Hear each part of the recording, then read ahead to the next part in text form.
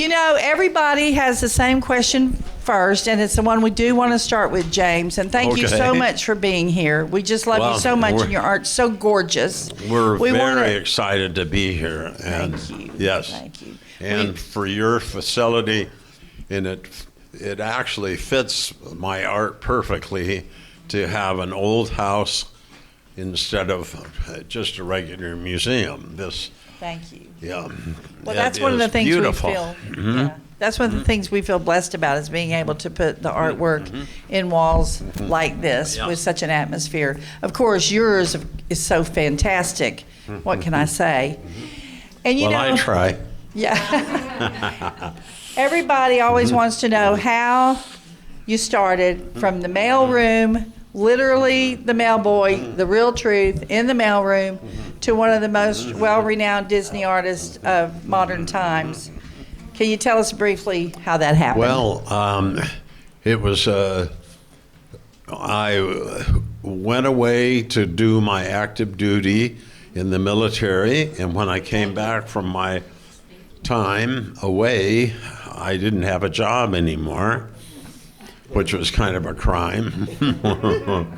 Should be against the law, something like that. Anyway, but my mother, who was Walt's secretary, said, I think the best place for you would be in the mailroom. All right. And at first I didn't do that. At first I went, a mail boy? Right. And she said, well, you never know where you can go from there. You could become a cameraman, or you could become an artist. Don't know. And I said, well, yeah, well, that sounds better. And so I said, okay. And so I started in the mailroom, and I got to where I knew everybody's name in the studio and where their office was, because I was the mail boy. Anyway, it just so happened this year they had a art show, and they would do this once a year at the Disney studio. They would give other people that work there a chance to show their skills in art. And so I went home and I painted a painting to put in this art show, and it was a landscape. And I brought it in, and they had this show in the library of the animation building. And so I happened to be walking down the hallway of the animation building with my little mail cart, and it just so happened, and walking in front of me was Roy O. Disney, Walt's brother.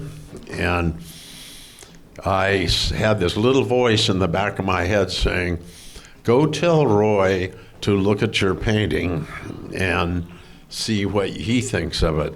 And I just went, no. I was scared. And so walked a little bit more, and then the voice came in again. Go ask Roy to look at your painting and see what he thinks. And so I did, and I said, excuse me, Roy, I'm a mail boy, and I'm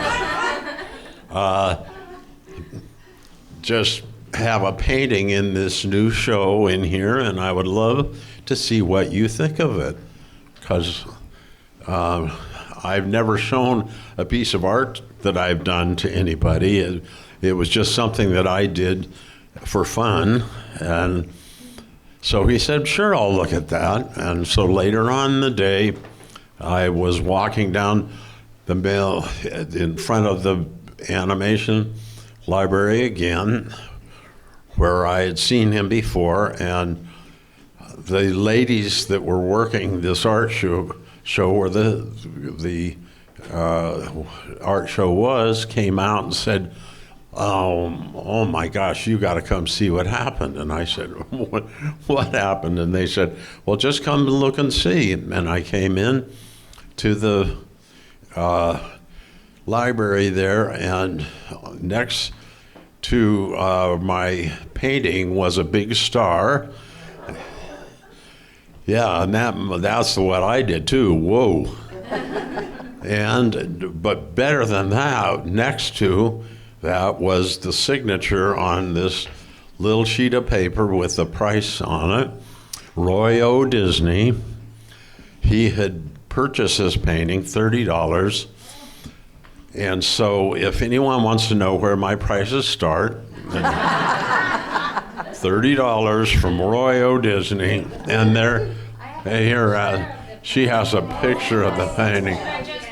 Yes. Oh, how great. It's an old water mill is what it is. And I figured because they were from the Midwest that he would be more interested in an old water mill than something that I might paint like an ocean scene or something. Well, yeah, well, there you go. And I was listening to somebody upstairs that was trying to tap me on the shoulder and say, son, you need to go, this is your one chance in life, right? We all only have a few, well, hopefully several chances, but this was the biggest chance that I could have had. And so I went to Roy's office, and he sat me down and he said, you need to work for us, I think, as an artist. Oh, wonderful. Yeah, I mean, you've done a great job on this painting. We need to find out what the other artists that you would be working with, what they would think of it. And so as I started delivering mail to the other artists, they said the same thing. They said, well, you didn't tell us that you were an artist. I said, well, I'm not. I'm a mail boy. But obviously, I might have some ability. And they said, well, we think you would be best painting on the backgrounds because we have plenty of animators, but what we need are background painters. And so I said, well, I'd love to try it. And it just so happens that a movie, Winnie the Pooh and Tigger 2, was starting to work on it, the animation department and the background department, and they put me into that background department, and I kind of proved myself as a painter that I could paint backgrounds following somebody, but then what I did was I started having my own one-man shows in that studio library. They would have those for a couple of weeks at a time, all year long. They would, of course, it's Disney is an art company, and obviously they love to find people from within to rise up in the ranks. Mm-hmm. And so that was how I got into background painting. And the way I stayed in, though, was I started to really start working on doing little paintings for the next movie that they were working on beyond Winnie the Pooh and Tigger 2. And I figured if I can, I knew the art director and a couple of the story people, and I said, if I can talk, show my stuff to Wolfgang Reitherman, who is the director for these films, and show him what I can do as a painter, maybe I can get a job on a higher level than just being a painter. Right. And so I started doing that, and it worked. And now, what year was this approximately when you started? So this would have been about 1970, right? And it then led to the next film and the next one and the next one. That's right. But each time I was laid off afterwards, and just like everybody else, Yeah.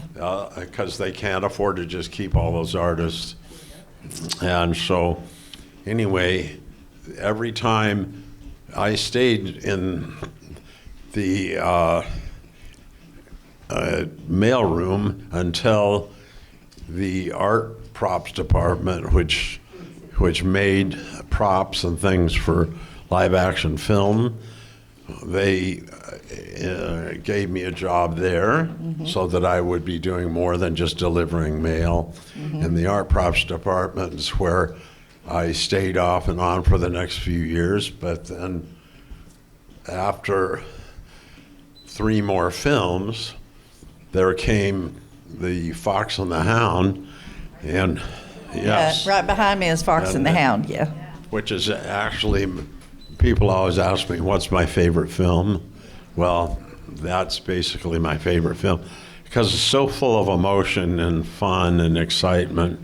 And but anyway, when I got called in to take that job, they said, what do you think about becoming the lead painter for the Fox and the Hound? Do you think you could do that? And if you want to, you would be able to hire whoever you wanted, either new people or old people. And so I started hiring people, and we started a team that stuck together for 20 years, making 12 feature films. And That's incredible. And it was, at the same time, I was painting fine art for galleries because I was also excited to try something else other than just animation. Your own work, in other words, yeah. Right, yes. Which was your heart's desire. Yes. Once you began painting, I know that was really a heart's desire that you had, was to do your own work. Right. Although the Disney work was his own, he also wanted to express himself through his own fine art. Yes. And I know, like in, I believe it was 1989, Little Mermaid was the last film that they used the cell process. Right. Now, there's a couple of the cells in the show here in the gallery. There's the Triton and then the mouse, Yes. the mouse detective. If you haven't seen those, they're really interesting. And how did that process affect you when it ended? Well, when on Little Mermaid, was when they kind of started mixing over, but then it was on Beauty and the Beast where I started hearing rumblings that the digital was starting to take over, and they were starting to figure out that they could actually make films cheap enough to make it worthwhile to do it digitally. And so there were like 3 or 4 scenes in that film that were digital, and people would ask me how I did that, and I'd say, well, it actually wasn't anybody in the background department. It was in a digital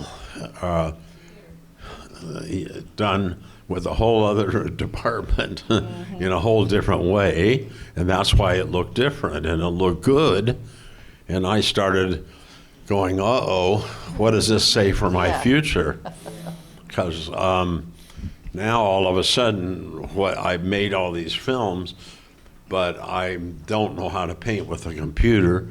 And they said, well, we'll send you to UCLA to learn. And I said, well, I actually want to just take a couple of months off.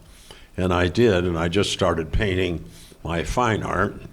And there was, I had been in several galleries up to that point, and then I had a call from an artist named Weiland. I don't know whether you're familiar with him at all. Yes, and he was building, he said, I'm going to build 30 galleries, and I want you in them. And I said, well, okay, that sounds good to me. Another opportunity of a lifetime. Yeah, and again, it was like one of those somebody tapped you on the shoulder saying, here's something that if if you go all the way with it, could change your whole world. And it did. And so I never quit Disney. I never retired from Disney. I just never went back. And they kept calling me in when they would start a new movie, and they'd say, okay, it's called Aladdin, and this is what we want you to do on it, and see how you would do it. And I started to think about that, and then I realized, which would I rather do? Get up every morning and paint what I want to paint, which would be more like this Hawaii piece right there, because Weiland, he had galleries in Hawaii, and so I'd be able to do that, or do I want to paint on another film and then be kind of still stuck in working for another company, or work for yourself? Which would you do? Right. Well, I'm correct also in saying that in the world today, where Disney's concerned, there's only 3 or 4 of you artists that can paint whatever the respect for you. You can paint Disney however and whatever. Yes. And he is allowed, because he's one of only 3 or 4 artists in the world that can do that. He doesn't have to call up and get licenses, because that's the kind of relationship after 25 years. I think it's funny when he talks about how he never retired, and when his son was telling me yesterday, they would call up to say, okay, we're going to start Aladdin, and he'd say, well, I'm not there.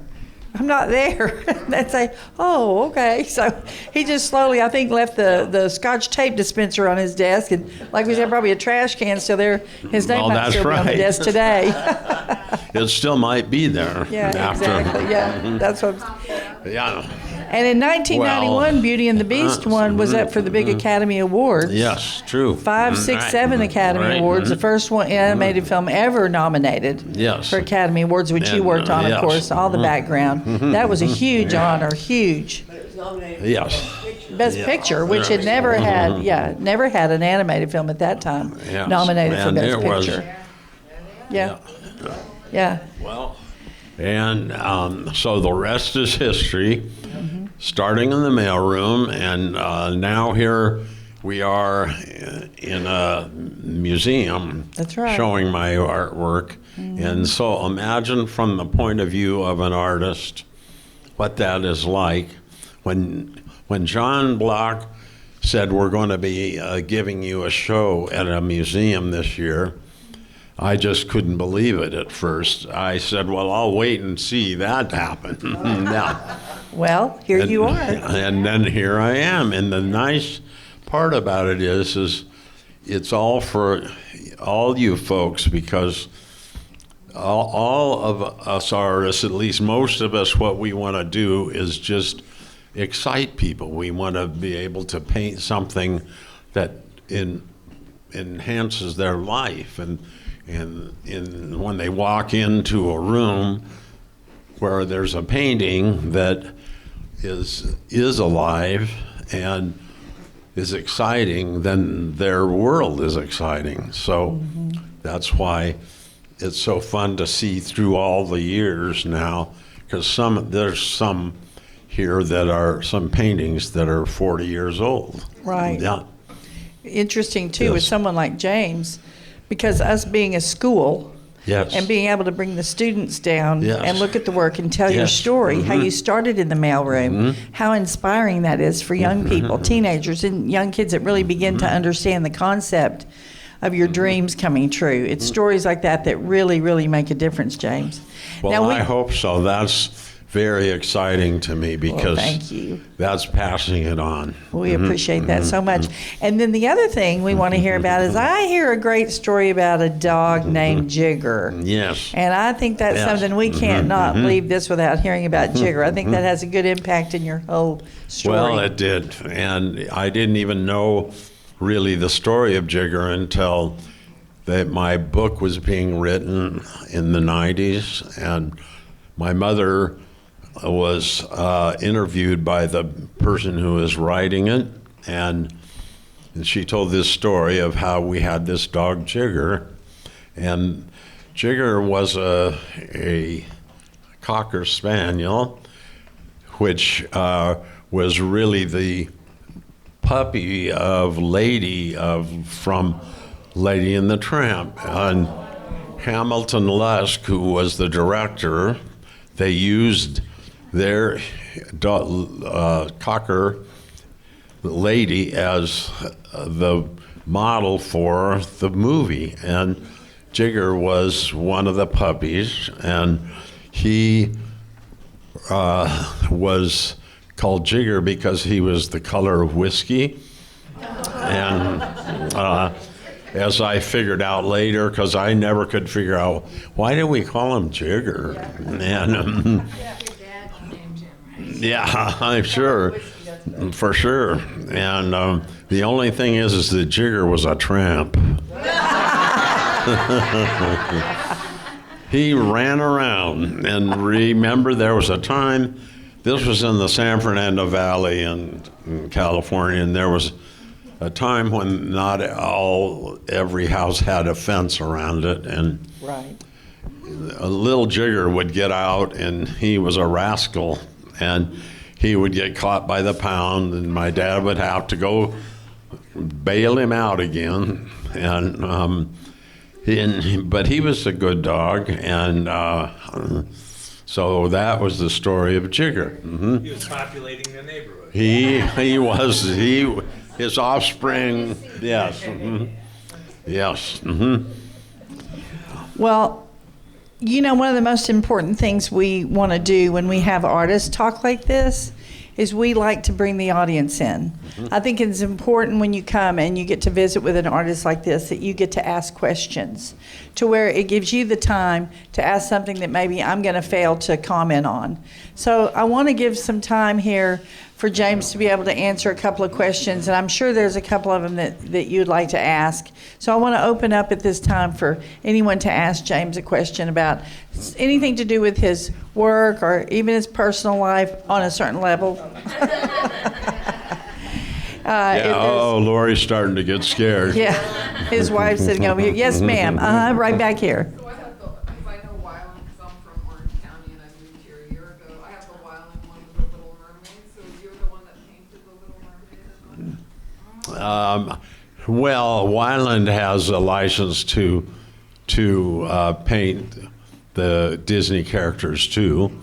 So I don't know whether it was one that I had painted or he had painted, but Is it signed yeah, by anyone? yeah, Okay. yeah. That's So it's a Wyland. Yeah.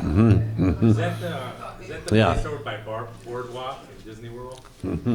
Wyland is, yes, Yeah. yes. Yes.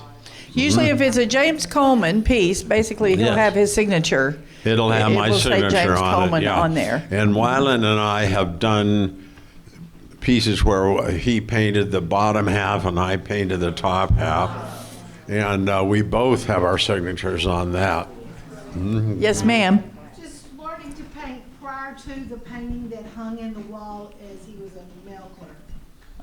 Where did you first have your inspiration to pick up paint and a brush and put it to paint? You know, I often have thought about that because I don't remember the exact time when I first started to paint, except that I know I read a few books about Van Gogh and some other artists, and I thought, well, it would be wonderful to just have a life of suffering. So that's what I want to be as an artist, so that I can just suffer to death and cut half my ear off and maybe pierce my nose and I don't know.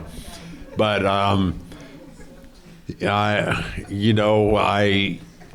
I started dabbling with art, with painting, probably when I was in my early teens, and I took a couple of courses in junior high, and they looked at what I was doing and said, "Wow, you have I think you have a gift." And I wasn't really listening to him because my father, I told him about that, and he said, whatever you do, son, you can't make a living painting. Paint houses and Painting, yeah, if you want to paint houses, that's one thing, but not with art. And so he said, you have to be a doctor or a lawyer. And so I started taking all pre-med courses in senior high, in high school, I should say. And when I was in my senior high year, the counselor called me in and said, you're failing all these courses. You don't seem to be able to do math. Now, I didn't know it at that time, but I found out since that I was dyslexic and ADD, and so I was really struggling in school. But the one thing I could do was paint. And what a crazy thing. But that's why I really believe God gives us these gifts. And each of us has been given a gift for something. And you just need to find out what that gift is and then work as hard as you can. Because the thing with art is it's much like piano, playing a piano. You have to practice. It isn't something that you can do just a little bit, and you need to do it over and over and over again till you get it down, until you get it right. And that's what I figured out. But I don't know what would have happened had that show not happened at Disney Studios. And I still have a picture of Walt and Roy by my studio, and every morning when I walk into my room where I paint, I say, "Morning, boys." Yes, and hopefully you're with Mom up there saving me a place. And I kind of think one of these days I'll be up there painting with colors no one's ever seen before. And maybe another friend of mine, Thomas Kincaid, he's already up there, so by the time I get there, he's going to say, yeah, well, here's what you got to do. Yeah. Yes. Yes. Yeah. Here's the picture of Yeah. the brothers. Any other question? Yes, ma'am, in the back. Uh-huh. Brothers right there. Just wanted to say, your art is kind of like Thomas Kincaid. It's so bright and vivid and Yes. it's magical. Besides complementary colors and mixing the dark and light, what is the secret to just making it have that wow factor that so many other people? Well, you know what? It is, like you say, is by using complementary colors. It's by learning, and learning is by doing. And when you look at other people's paintings and you say, well, I wonder what makes this compelling. Why does this draw me in? Or when I look at something outside here that I might want to paint, I say, what is it about this that causes me to want to look at it, or want to maybe take a picture of it, or maybe even paint it. And it's just a matter of really working and now at this point, almost 60 years at a craft, and we all have crafts. I mean, golf was one of my favorite things, and again, without practice, how good are you? So, you know what it is? It's just like musicians probably finding the right key that really sets people's imaginations going. Let's see. Well, Yeah, they're still there. Yeah. any other questions? Okay, yeah, we'll just get right here. What was the longest amount of time you spent Oh, man. There was a few paintings that I still haven't even finished yet that I've been working on for 20 years. Yeah.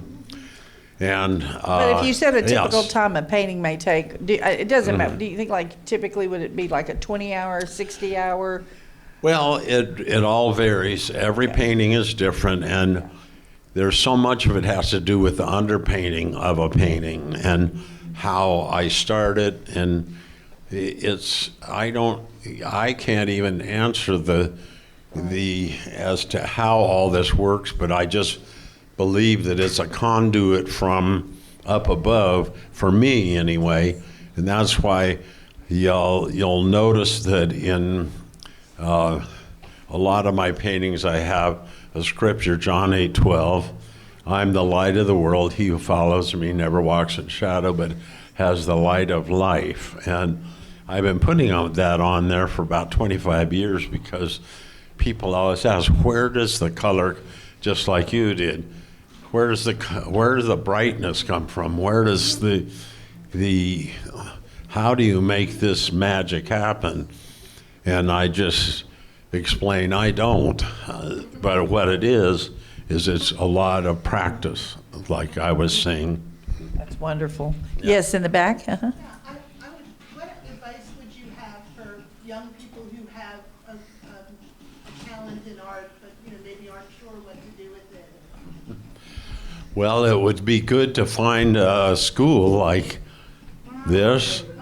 Yes, yeah. Yeah. Keep that right up. I really do think that can help. It also can hurt if you get the wrong school. That's the only thing. Yeah. Is if you get a person who's trying to do it their way, instead of trying to find your way, because we're all different. That's right. Artistically, musically, everybody has a difference, and you want to find your strong points and work with those. And that's one good way of doing it. And one of the things, if Ruth, our director of regional arts here, we have a program called Meet Me at the MACC, and it's where we bring in not just new artists, but any age or range of artists, wherever they are in their development with their careers. But she hosts that just about every month, and sometimes it's on the most really interesting topics to help an artist move forward, to help an artist go to the next step. And so she'll go into things even as much as like about framing and about how you promote your work and how you look into galleries and everything. So that might be something, I'm just saying for new artists, or that would be something I suggest if you can find programs in your community that help you go forward as an artist, because that's really important. And there was someone else that had a question. He's had his hand up 50 times. And then you'll be last. We were talking earlier today about new technologies. And Yes. how the world is changing. What message could you send to my animation students about facing that new world?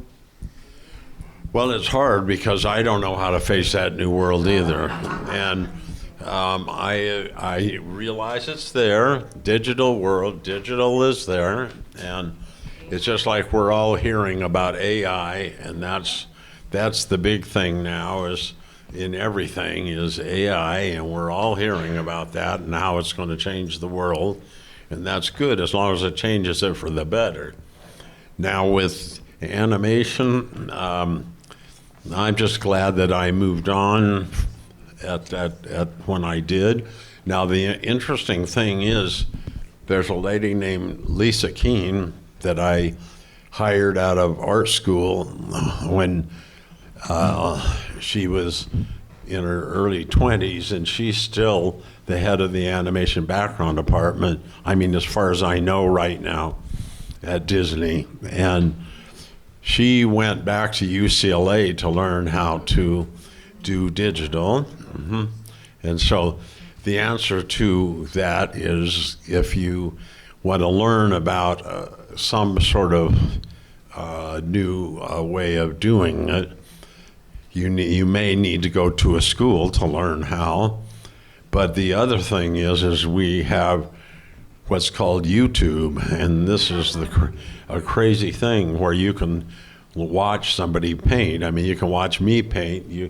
If you want to figure out how does he start a painting, how does he finish a painting, and That's a good question, though, because, as a school here, we have about 15 teachers, and we have 1,200 students per year, and we teach digital. We teach standard drawing from sketching to charcoal and we teach all what we call the purist or, the painting classes, and then we are heavily into digital because it's very much in demand. So we also try to encourage young students to take drawing classes first or to take them along with it, because the better you are at drawing, the better you're going to be as a painter or an animator or even working in digital art. A lot of young people want to just do the digital art, but if you can get them interested in the basics of drawing, which is where the fundamentals of how it all starts. So we're really connected. We're really committed to that here. Yes, I ma'am. was just going to say, if they really wanted to get into animation seriously and study even more intensively, my understanding, because my husband told me, is that you run the animation department at MTSU. I don't run it, but yes, I do. I didn't even know they had an animation department there. We have animation here. We do animation here. Mhm. Older people, we don't know everything the minute it happens. And it just was so surprising to me. It's great that we have that. Yeah, it is. Yeah. Oh, and the kids love it. Yes, ma'am. I was Oh. wondering what paint you use. Say that again. What brand of paint you use? What brand of paint do you use? oh, just all kinds. But gold, Yes, yes. Yes, Golden artist, is that what that's called? Golden and Liquitex and all the standard, and Grumbacher. Okay, there's a man back Yes. here who wanted. Yes, sir. As you were going full steam with the studio, were there any special moments that you had with Walt running into him in the hallway or anything like that that you want to share with us? Well, he wasn't. He was gone when I started in the mailroom. But my special moments with him were when my mother would bring me into the studio to show me off to her, to Walt, and he was just the nicest man, and he called me Little Jim, and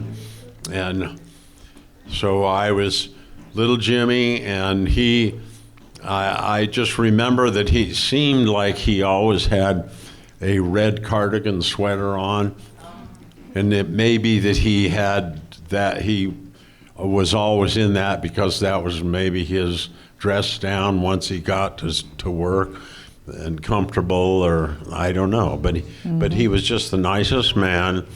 And I did talk to all the other artists that had worked for him, and they all just said the same thing, that he was such a genius that he could find a way to do things that no one else could, and that he would make the best out of every artist that he had working for him. And obviously he could hire the best artist in the world, and he did. That's And I great. learned from some of those guys how to paint and and this is, I think, one of the similarities with Thomas Kincaid and myself, in that he had done some movie work too. And really what we're talking about with animation background is it's almost stage lighting, basically. That makes sense. It does. To me. I can see that. Mel, you have a question? I do.